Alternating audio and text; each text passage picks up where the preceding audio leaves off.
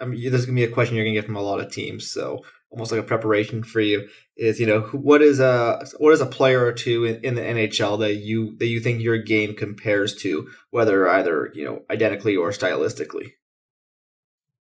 Yeah, a guy that I really like comparing myself to is Patrice Bergeron. Obviously, he's been one of the top players in the league for a number of years now. He's such a great leader, and he makes his teammates better. Obviously, his line goes by the name Perfection Line, and that's not for just no reason. I mean, he's almost a complete player. Obviously, 200-foot game. He's won Selke trophies. He's won different awards like that, and he's just a guy that I like watching. I feel like I like playing the 200-foot game as well. I feel like I can be trusted in my own end as well as create offense and score some goals as well. So he's a guy that I love watching and I really compare myself to. It's fair to say from watching a lot of you over the last few years that your shot is a big aspect of your game. Would you think that'd be fair to say? Yeah, I would. I feel like over the last couple summers, I've really focused on my shot and scoring from different areas and my release, making it quicker, making it stronger, and really figuring out how to pick my spots from different areas. So definitely really happy with where that's at. Obviously, not perfect and can still get better, but it's definitely one of the strengths of my game. And I think you don't see, I guess, a lot of like these premium centers in the NHL who are goal driven players. I mean, you can make plays, but just looking at your numbers, going back, through most of your career, you tend to score more than you get assists. Your shot seems to be a big aspect of your game.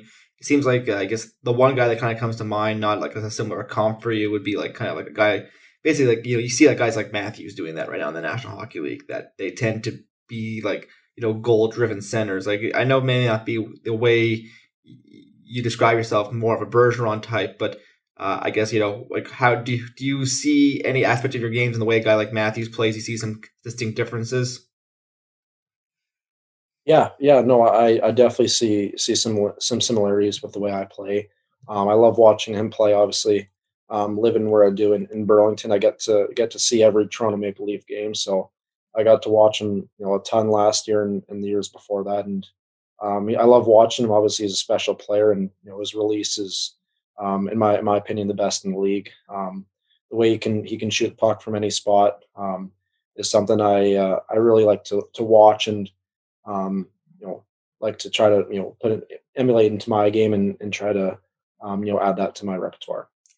I guess overall, how would you kind of describe the way you create your offense, not just through your shot, but like in general? How would you say Shane Wright creates his offense?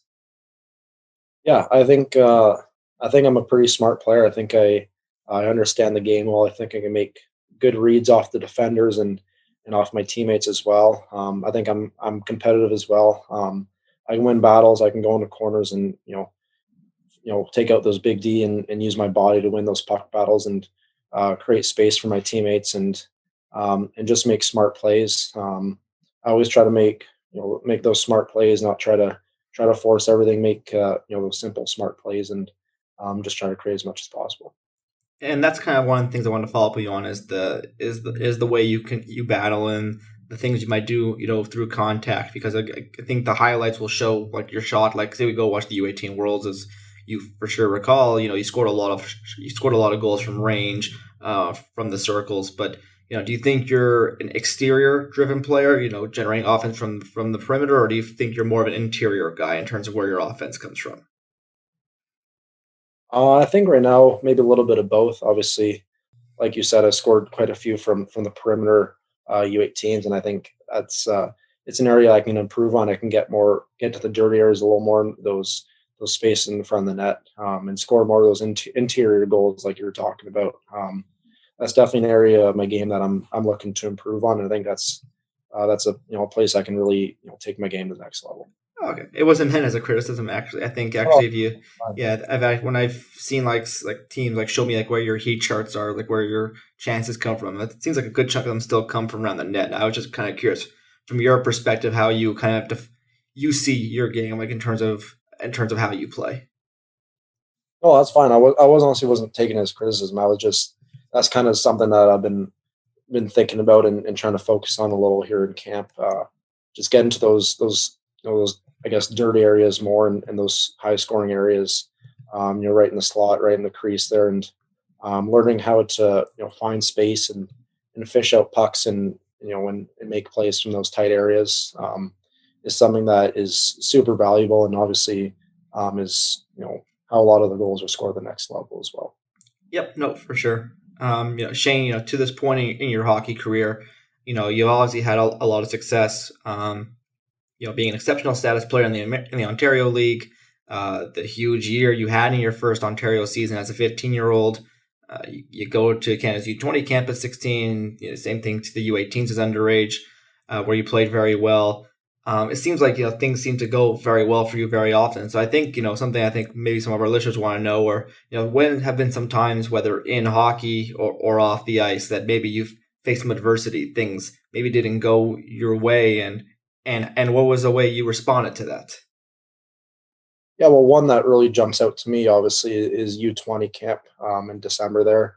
Obviously, I was a 16-year-old. Not many 16-year-olds in history have ever made that team. Obviously, some of the best players in the world and best players in history have. So I knew going in, it was I'd have to really fight for my spot, and I feel like I left a lot out there. I feel like I didn't compete my best. I felt like I was a little timid. So and I deserved to be cut. I didn't deserve to make that team, and I think I really kind of took that and um, you know really wanted to focus more on my game and how I can respond to those big situations and make sure that didn't happen again. And I feel like I responded really well at U18s. I feel like I had a really solid tournament there, and I think that's yeah, just getting cut from that team, not making that team was definitely something that really hit me pretty hard.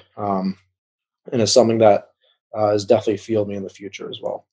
Obviously, your cut around there was in very unique circumstances because of the fact that you didn't get to finish your previous OHL season and your future one was not yet started. What was your mentality when you got cut and had to go home after that? I think it's my mentality was just get back to work, get back in the gym right away, get back on the ice, and just get back to work and work hard and work on your games to make sure that that doesn't happen again. Make sure you never get cut from one of those teams ever again. I think that really fueled me to push myself even harder and prepare even more for this season. Shane, entering this next season, you just among my discussions with NHL scouts, you seem like the early favorite to be the first pick in the next year's NHL entry draft. Does it, still a full year ahead? Anything, we'll see what happens between now and July. But right now, you are, the odds-on favorite. And when you kind of look at some of the guys who've gone first overall in recent years, Jack Hughes, Nico Hischier, Alexis Lafreniere at forward, as specific examples. They've had success in the NHL, but they haven't had the immediate star success right away, as like say Nathan McKinnon or Connor McDavid, Austin Matthews did. Have you watched any of those guys closely, whether as juniors or in the pros, and what have you taken away from the paths that they've kind of forged so far and the early lessons they've had in the National Hockey League? Yeah, I feel like it's hard to think of myself as a potential first overall pick right now because the season hasn't started yet. There's still so much time between now and then. So it's hard for me to picture that happening right now. There's just so much time. There's so much that can happen. So I really try not to focus on that too much. Obviously, it's cool hearing your name said in that way. But it really doesn't matter right now. It only time that matters is July 7th when the draft takes place. So I like watching those guys. I like watching Hughes and Heischer and Lafreniere. They're obviously talented players, and they're going to be fine. A couple not so great years is nothing to be ashamed about. It's the NHL. It's the toughest league in the world. I think they're going to be fine in the future.